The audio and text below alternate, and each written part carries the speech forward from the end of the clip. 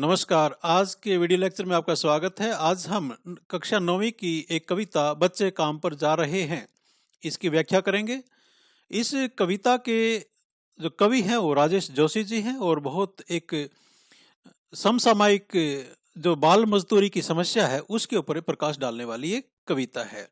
तो वीडियो शुरू करने से पहले एक निवेदन कि अगर अभी तक आपने चैनल सब्सक्राइब नहीं किया है तो इसको सब्सक्राइब कर लें। तो आइए वीडियो शुरू करते हैं। बच्चे काम पर जा रहे हैं।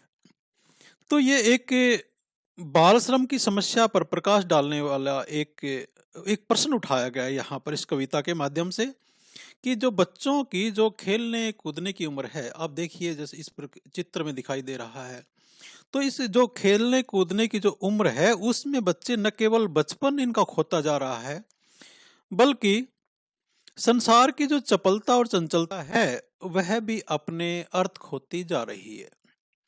बच्चे काम पर जा रहे हैं, कोहरे से ढकी सड़क पर बच्चे काम पर जा रहे हैं। सुबह सुबह बच्चे काम पर जा रहे हैं।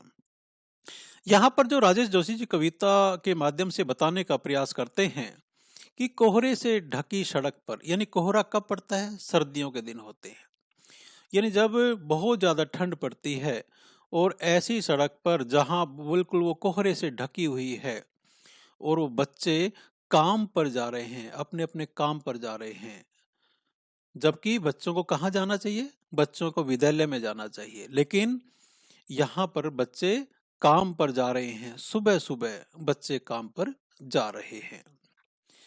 आगे कवि लिखते कि हमारे समय की सबसे भयानक पंक्ति है यह, यानी ये जो पंक्ति है बच्चे काम पर जा रहे हैं, ये वर्तमान समय की सबसे भयानक पंक्ति है। भयानक है इसे विवरण की तरह लिखा जाना। कवि कहते हैं कि इसको हम इस विवरण की तरह पढ़ रहे हैं कि बच्चे काम पर जा रहे हैं, ये एक किस्म से भयानक है कि समाज इसको एक विवरण की तरह पढ़ता है, एक सामान्य तौर पर लेता है। ये सामान्य घटना नहीं है, ये आज के समय की सबसे भयानक पंक्ति है कि जो हमारे आने वाली पीढ़ी है वो उसके जो अधिकार हैं बच्चों के, उनसे वंचित किया जा रहा है, उनको शिक्षा से वंचित किया जा रहा है, और कि समाज और जो सरकारें हैं उनको ठीक से भरण पोषण नहीं कर पा रही हैं, इसलिए उनको अपनी रोजी रोटी को जुटाने के लिए बाल मजदूरी करना पड़ता है, काम पर जाना पड़ता है। कवि कहता कि इसे विवरण की तरह नहीं लिखा जाना चाहिए, लिखा जाना चाहिए इसे सवाल की तरह, काम पर क्यों जा रहे हैं बच्चे। ये देखिए यहाँ पर क्वेश्चन मार्क, प्रश्नवाचक चिन्ह है।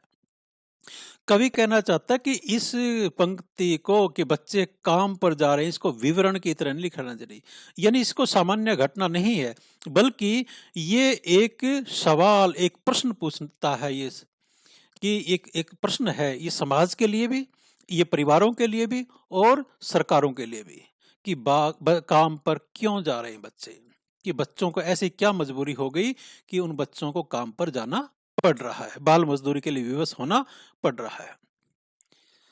आगे कवि लिखते हैं, क्या अंतरिक्ष में गिर गई हैं सारी गेंदें, क्या दीमकों ने खा लिया है सारी रंग बिरंगी किताबों को, क्या काले पहाड़ के नीचे दब गए हैं सारे खिलौने। कवि कह रहा कि जो बच्चों की खेलने की उम्र है वो गेंद से खेलते हैं।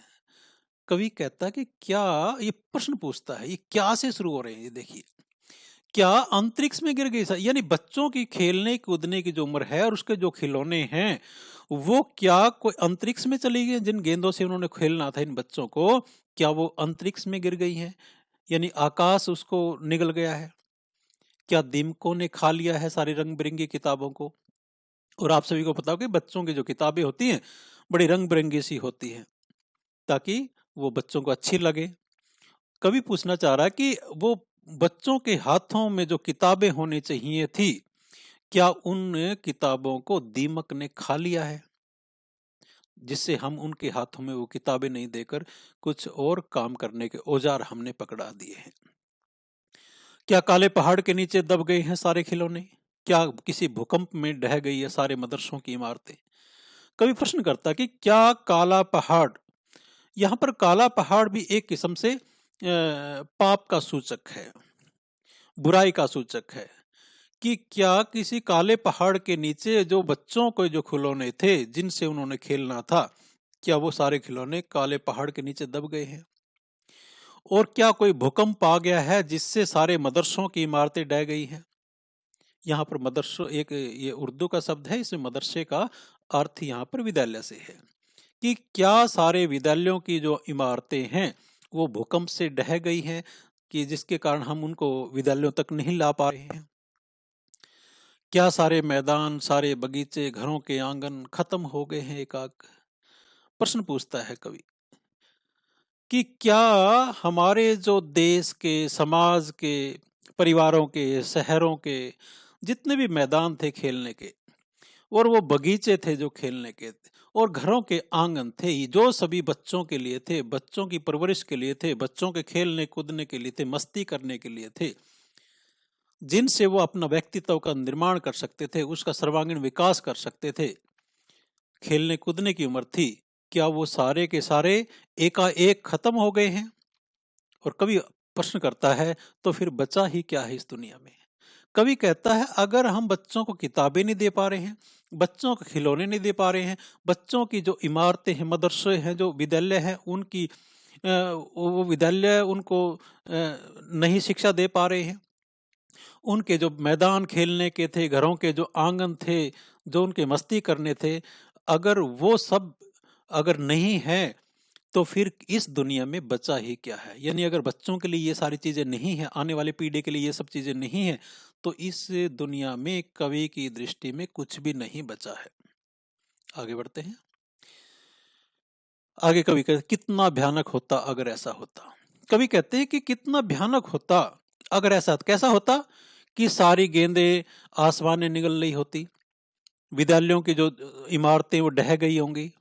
यानी अगर ऐसा होता, घरों के आंगन समाप्त हो गए होते, अगर ऐसा होता तो बहुत ही भयानक होता। कवि आगे से बड़ी बात कहता है कि भयानक है, लेकिन इससे भी ज्यादा यह है कि है सारी चीजें हस्ब मामूल। हस्ब मामूल का मतलब सब अपनी जगह बिल्कुल सुरक्षित हैं। कवि कहता कि सबसे भयानक ये है, भयानक तो ये होता कि वो सब चीजें खत्म हो जाती, लेकिन कवि कहता है कि उससे भी ज्यादा भयानक बात यह है कि ये सभी चीजें जो ऊपर गिनाई गई हैं वो सारी की सारी अपनी जगह बिल्कुल सुरक्षित है। हस्ब मामूल का मतलब होता है सब अपनी जगह सुरक्षित है, ठीक ठाक है। पर दुनिया की हजारों सड़कों से गुजरते हुए बच्चे, बहुत छोटे छोटे बच्चे काम पर जा रहे हैं। कवि कहता है कि सब चीजें अपनी जगह पर हैं, लेकिन अभी भी दुनिया भर में हजारों सड़कों से गुजरते हुए, अपने देश की बात नहीं, अपने समाज की बात नहीं, अपने देश की तो है ही, दुनिया भर में बाल मजदूरी के कारण जो छोटे छोटे बच्चे, बहुत छोटे छोटे बच्चे, उनको काम पर जाना पड़ रहा है। ये हमारे लिए, सरकारों के लिए, प्रशासन के लिए और माँ बाप के लिए भी एक सोचने वाली स्थिति है कि बाल मजदूरी जैसी एक कुप्रथा को किस प्रकार से हाथ खत्म कर सकते हैं। और इस कविता के माध्यम से राजेश जोशी ने समाज के सामने ये प्रश्न बिल्कुल उठाया है, और वो सवाल भी करते हैं कि बच्चे काम पर क्यों जा रहे हैं। आशा है ये आपको कविता पसंद आई होगी, और अगर ये पसंद आई तो कमेंट करके ज़रूर बताएं, और बाकी वीडियो के लिए आप मेरा चैनल सब्सक्राइब कर सकते हैं। धन्यवाद। जय हिंद, जय भारत।